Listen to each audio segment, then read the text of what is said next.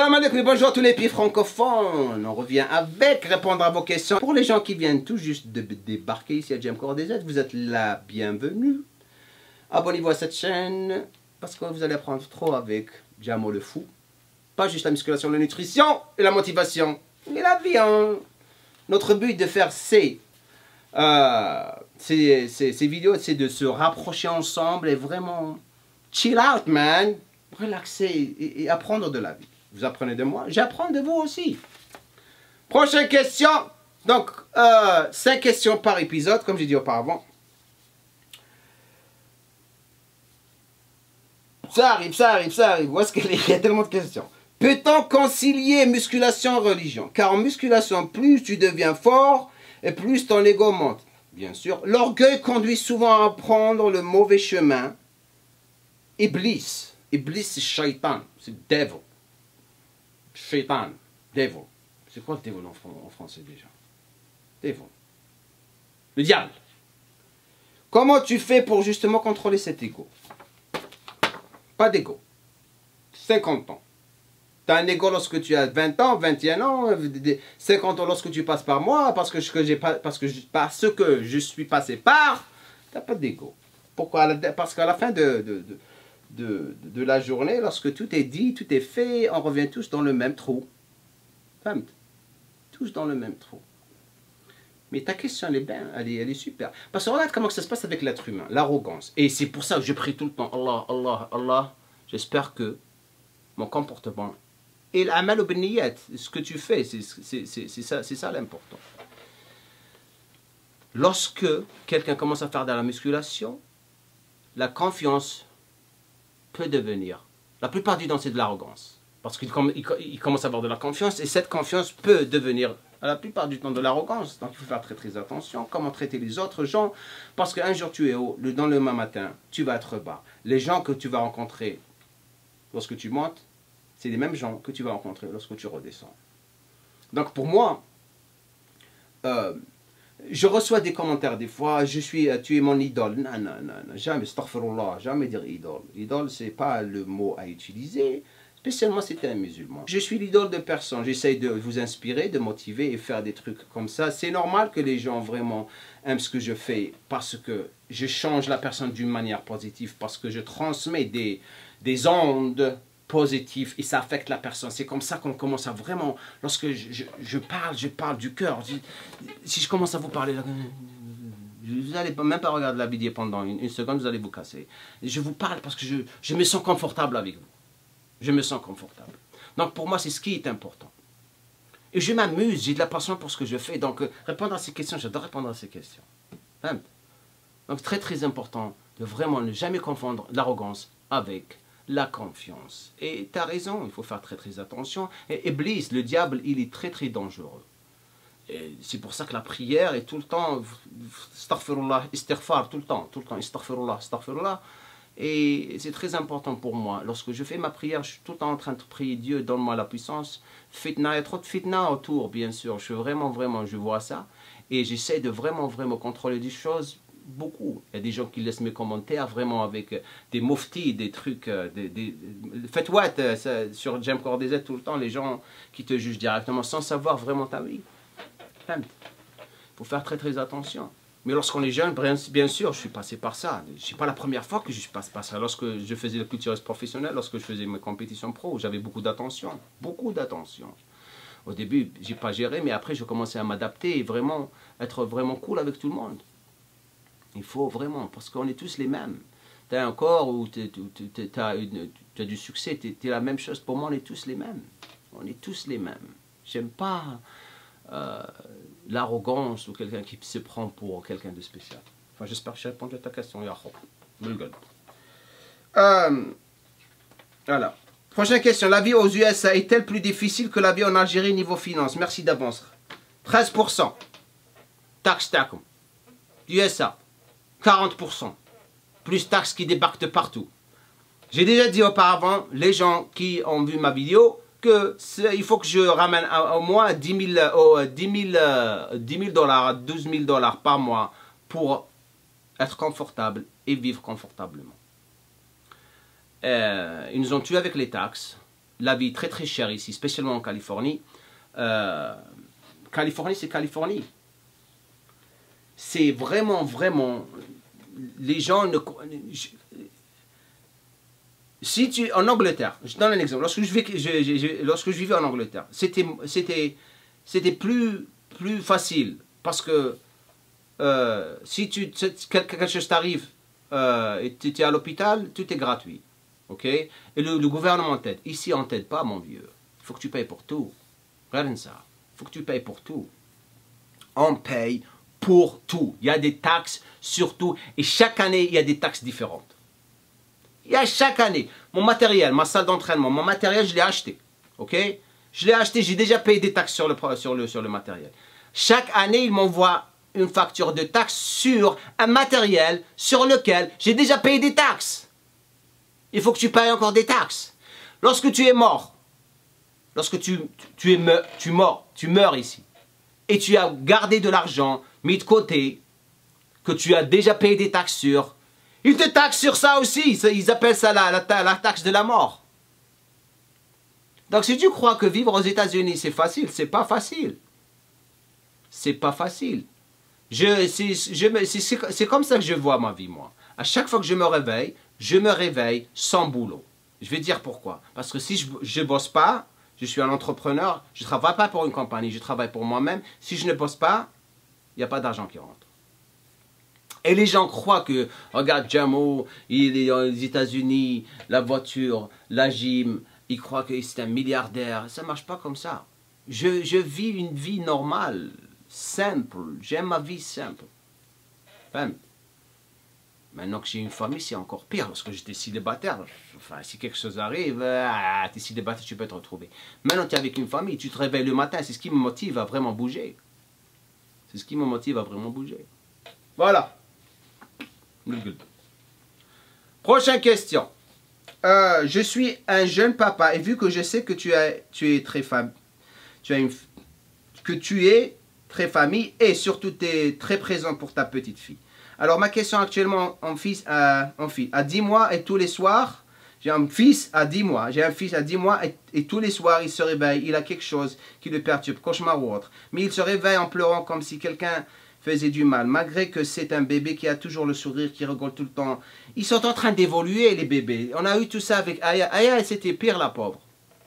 Les bébés, ils sont en train d'évoluer. Il y a des réactions chimiques à l'intérieur de leur corps. Ils ont de l'acide. Ils n'arrivent pas, ils sont perturbés. Parce que la croissance du bébé, ça cause beaucoup de malaise à l'intérieur du corps. Il faut voir le médecin. Et tout ce que tu peux aussi le tenir et lui donner de l'attention le plus possible. Aya, elle a eu de l'eczéma, des allergies. Si tu vois sa photo, c'est la folie. Je ne pouvais rien faire. Je pouvais rien faire. Tout ce que je pouvais faire, c'est mettre des pommades. Spécialement lorsque ta peau, c'est comme si quelqu'un a pris du feu, il a brûlé. On ne pouvait même pas. C'était la folie. C'est ça le test. Entre toi et ton enfant. L'attention comme papa. Dieu, il t'a mis sur ce test. C'est la seule chose que tu peux faire, mon ami. Et c'est super d'être papa. C'est la meilleure des choses. J'adore ma fille. Et je veux encore avoir plus. Je veux encore avoir des enfants, Inch'Allah. Question 3. J'aimerais savoir comment tu fais pendant toutes ces années pour continuer à progresser, à vouloir toujours plus, à trouver la volonté d'aller chaque jour à l'entraînement et de manger sainement dans un monde où il est difficile de le faire, ou d'où te venait cette haine qui te donnait une certaine force lors de tes entraînements. Je regarde ma famille. Je regarde ce que je fais. Je suis quelqu'un de très compétitif. Je suis un Algérien. On est des fous. C'est pour les Maghrébins, on est des fous. J'ai toujours été compétitif. Donc lorsque je faisais des compétitions professionnelles, je voulais tout le temps gagner. Tu as des niveaux. Tu gagnes ta pro, mais tu montes dans l'échelle et tu commences à battre encore les gens. Donc tu es amateur, tu deviens pro, tu es un des meilleurs amateurs. C'est ce qui fait la différence entre amateur et professionnel. Donc si tu vois quelqu'un qui a gagné quelque chose d'amateur, c'est avec les amateurs. Si tu le prends, tu le mets avec les pros, c'est autre chose. Donc il faut vraiment qu'il commence à évoluer encore et commence à battre les pros. Donc j'ai toujours gagné cette attitude. Ne jamais laisser tomber les choses. Et c'est quelque chose de normal pour moi. C'est infiltré dans mon sang. infiltré. Lorsque tu es célibataire, je me répète encore, tu le fais. Mais lorsque tu as une famille, c'est encore pire. Maintenant, mon but c'est quoi? C'est je me bats contre moi-même, ma personne. Je sais que je commence à vieillir. J'ai 50 ans, je vais être le plus en forme. Et c'est tout dans la tête. Tout est dans la tête. Il faut toujours être préparé. Tout le temps à l'avance. Et je me dis jamais, ah, t'es vieux, ah, ils vont te battre, ah, ils sont comme ça. Jamais. Je rigole, c'est le contraire, parce que l'expérience, j'ai plus d'expérience. Je sais ce qui marche pour moi. Je sais que c'est ce qui me donne et ce qui me rend heureux. J'adore ce que je fais. Et je regarde ma fille. Je me réveille le matin, je la regarde. Je regarde ma femme. C'est à cause d'eux que je suis en train de faire ce que je fais. C'est normal.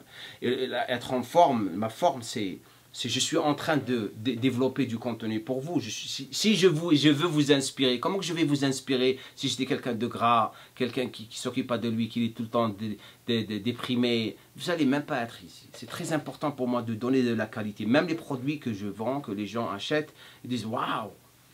Les gens se plaignent. « Oh, c'est trop. » C'est même pas trop. Si tu vois la qualité du produit, ça coûte encore plus d'argent pour l'expertise. Mais parce que je veux donner quelque chose de super. Je suis un perfectionniste. La même chose. Et là, vous allez me voir encore évoluer, Inch'Allah, dans ce qui va arriver. Vous allez voir. Je m'échauffe. Je suis en train de m'échauffer. Parce que c'est contre moi. Contre moi. Je m'inspire d'autres personnes que je regarde et j'essaie de donner le plus possible. C'est comme ça que je me motive. Vous me motivez. Ma famille me motive, ce que je fais me motive, mon boulot me motive. Lorsque je crée quelque chose, j'aime créer les choses. Et je vais partager toutes ces choses avec vous. Inch'Allah. Question 4. Ma question est sur ta carrière comparée à ces jeunes d'aujourd'hui. Comparée à ces athlètes qu'on voit partout sur YouTube, Instagram, etc. avec des bagnoles sport expensive. On dirait que tu ne fais pas le poids avec eux financièrement. Alors que tu es un pro comparé à ces jeunes débutants en fitness qui font déjà beaucoup trop d'argent. Pourquoi? Je peux louer une Ferrari pour la journée pour 300 $.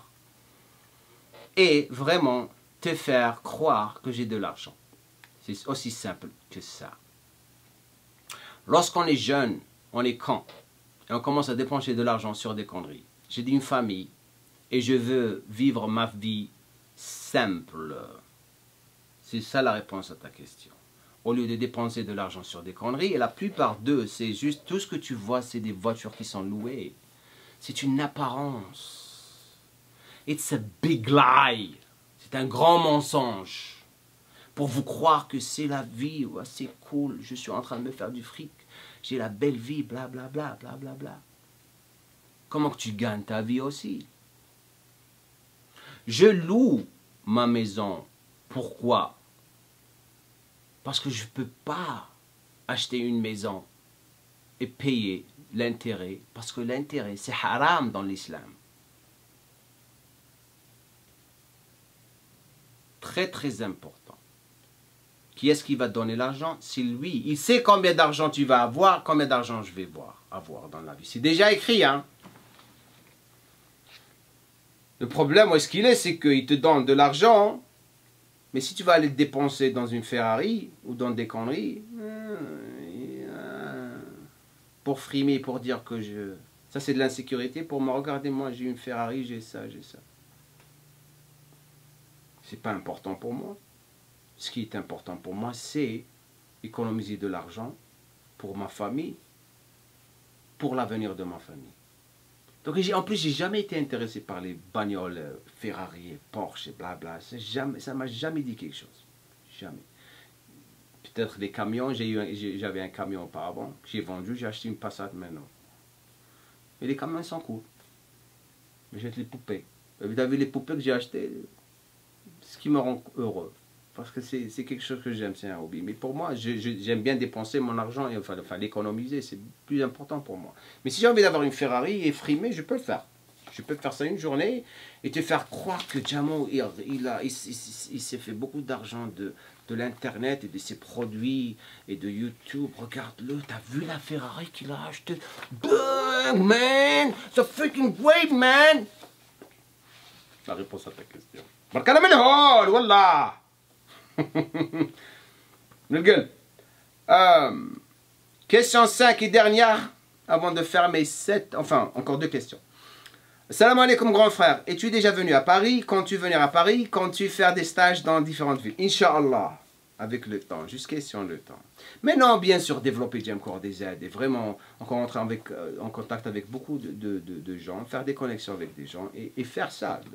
Pour faire des stages en France, il faut que je rentre en contact avec des gens qui ont des salles, qui sont intéressés par des salles, augmenter encore plus en popularité, augmenter encore plus en abonnés et créer tout ça dans le futur, Inch'Allah. J'ai parlé avec Dorian Yates, Monsieur Olympia, on va faire des super camps, des stages à Marbella, en Espagne, dans sa gym. C'est déjà réglé pour ça, c'est juste une question de temps. Moi et lui, tous les pros que tu vois avec moi, avec le temps, Inch'Allah, on va développer des stages où je les ramène avec moi. C'est là où vous allez voir les vrais stages. Je voulais faire un stage ici pour que les gens viennent. Ça allait prendre beaucoup de boulot. Donc, je l'ai annulé avec ce que je faisais aller faire. Et la famille, tout ça me prenait beaucoup de temps parce que je suis tout seul à faire des trucs comme ça. Lorsque je commence à organiser une équipe, dans le futur, Inch'Allah, quelqu'un qui, en France, ou qui peut organiser ça, je le ferai, Inch'Allah, jusqu'à 100 ans. Même en Algérie, même au Maghreb, tout le Maghreb. Je suis vraiment excité pour ça. Dernière question. Non, on va encore voir 2 questions.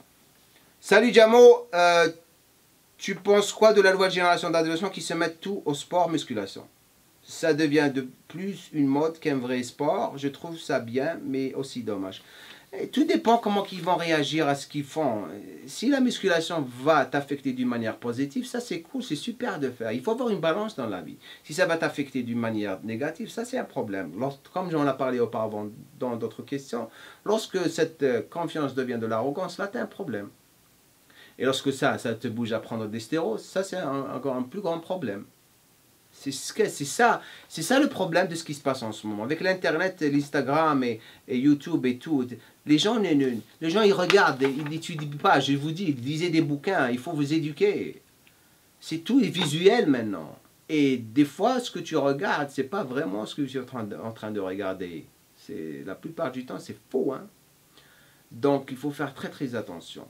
Tant que ça ne change pas la personne d'une manière négative, je crois que c'est super à faire. Prochaine question. Salam alaikum Jamo. احكي لنا كيفاش حتى وصلت ليو كيفاش بديت في الجزائر وكيفاش لحقت تما merci. Ok, donc cette question c'est quelqu'un qui a posé cette question, c'est comment que je suis arrivé aux États-Unis, comment que j'ai quitté l'Algérie, blablabla, et comment que je suis devenu là où je suis. Très simple. À l'âge rapidement je vais dire ça parce qu'il faut que je fasse une vidéo plus détaillée sur ça. À l'âge de 21 ans, j'ai quitté l'Algérie. J'ai eu mon bac sciences, la deuxième fois. Je l'ai raté la première fois. Hein. Donc, pour les gens qui ont passé leur bac, ils l'ont raté. Il ne faut pas vous inquiéter. Même Jamo, il l'a raté la première fois. Donc, j'ai eu un bac sciences. Donc, je voulais faire médecine. Je voulais faire marketing. Mais avec bac sciences, je ne pouvais pas faire. C'est en plus, ma période, ils ont changé tout en arabe. Et moi, j'ai fait un bac français. Et de là, donc, j'ai décidé de quitter l'Algérie après une année en biomédical à Dergana. J'ai quitté l'Algérie pour aller en Angleterre, pour devenir un culturiste professionnel. Après 13 ans de galère, je suis devenu un culturiste professionnel. J'ai commencé à représenter l'Angleterre. Pourquoi pas l'Algérie? Parce que l'Algérie passait pendant un bon bout de temps par des périodes qui étaient mauvaises. Aussi, la fédération algérienne n'était pas existante. Les gens, il y a eu des situations où des soi-disant responsables de la fédération ont dit qu'ils m'avaient découvert, que c'est eux qui m'ont entraîné pour devenir ce que je suis devenu, bien sûr, les Algériens. Et enfin, donc après être devenu professionnel, en 95 j'ai été approché, en 94 j'ai approché par le Monde du Muscle, un magazine français, pour apparaître dans leur magazine. Et ce monde du muscle, il a été envoyé aux États-Unis. Et les Américains m'ont vu et m'ont invité à venir ici en 95 pour faire les photoshoots, les photos avec les magazines américains. C'était waouh, c'était arrivé tellement rapidement. J'étais encore amateur. Et j'ai commencé à développer une très grande popularité dans le monde, partout dans le monde, pardon. Et à chaque année que je viens aux États-Unis, ils m'offrent du boulot pour rester ici. Et je voulais jamais venir ici parce que j'aimais pas les États-Unis. J'étais bien en Angleterre. J'étais proche à ma mère et tout. Et en 2001, lorsque je suis devenu pro en 99, 2001, j'ai commencé à faire les compétitions partout dans le monde, et spécialement aux États-Unis. Donc j'étais obligé d'être aux États-Unis. Et je passais par une mauvaise période dans ma vie. Donc j'ai décidé de bouger ici parce qu'on m'a offert un boulot. Et j'ai commencé à vivre ici. Et ça a évolué de ça. Mais je ferai une autre vidéo sur ça pour vous donner encore plus de détails. C'est comme ça que je me suis retrouvé aux États-Unis. Question 8 et dernière. Et on va finir cette vidéo. Vraiment, on va la finir. Comment est vu l'islam aux US? Les gens sont-ils ouverts? Merci Melgib. Super ici, la vérité. Moi, là où je suis, les gens ils sont super gentils. Il n'y a pas de racisme. La situation qui s'est avec le mec qui a tué à Orlando il y a 3 jours, 4 jours, il y a une semaine, qui a tué tous ces gens dans la boîte, dans le club. Donc à chaque fois qu'il y a un problème, dans notre mosquée, il y a la police qui débarque, ils mettent une voiture là-bas, ils ont 2 policiers pour protéger la mosquée, au cas où il y a quelqu'un qui débarque. Jamais, on n'a jamais eu de problème. Jamais, c'est super ici. Bien sûr, c'est South, le sud des États-Unis, c'est là où il y a tous les racistes. Mais en Californie, les gens, ils en ont rien à foutre, ils ont ouvert. Bien sûr, avec la situation de Trump, Donald Trump, c'est un con. Le mec, il a un problème. Il ne gagnera jamais, parce que les gens voient que c'est un raciste. Et il est raciste avec tout le monde. Mais jamais ici. Même en Angleterre, j'ai jamais eu une situation de racisme. La vérité, le seul moment où je me suis senti... J'ai senti le racisme, c'était lorsque je partais à Paris, lorsque j'étais jeune. C'est pour ça que j'ai jamais aimé vraiment bouger en France. Je dis pas que tous les Français sont racistes, mais je l'ai senti là-bas. Je l'ai vraiment senti. Comment les gens se comportaient envers moi. Il y a eu même une situation dans un métro, je me rappelle une fois, j'avais 17 ans, 18 ans, et... je me rappelle, le métro, j'étais assis, il y avait une Française qui était assise, une vieille, et il y avait un noir qui était rentré, le mec il s'est assis à côté d'elle, dès qu'il s'était assis à côté d'elle, elle s'est relevée, elle s'est assise autre part. Ça fait de la peine d'être comme ça. Mais je crois que la nouvelle génération, ils ne sont pas comme ça. La nouvelle génération française a complètement changé, ils en ont rien à foutre, ils sont cool, ils sont plus relax. Et d'après ce que je vois, ils veulent vraiment devenir, suivre les Américains, être cool. Et c'est super cool d'être relax, on est tous les mêmes, N'importe quelle, la religion, on vient tous de la même source. Ok, tous. Il faut avoir du respect pour la religion des gens, pour ce qu'ils font. Si les gens ne sont pas... sont racistes, ils sont racistes. Il faut pas vous faire chier avec tout ça. Okay, mais ici, c'est super. J'ai jamais eu de problème, la vérité. Dernière question. Donc, laissez-moi un commentaire en bas. J'espère que vous avez appris de ça. Partagez la vidéo avec tout le monde. Et la prochaine épisode. Good.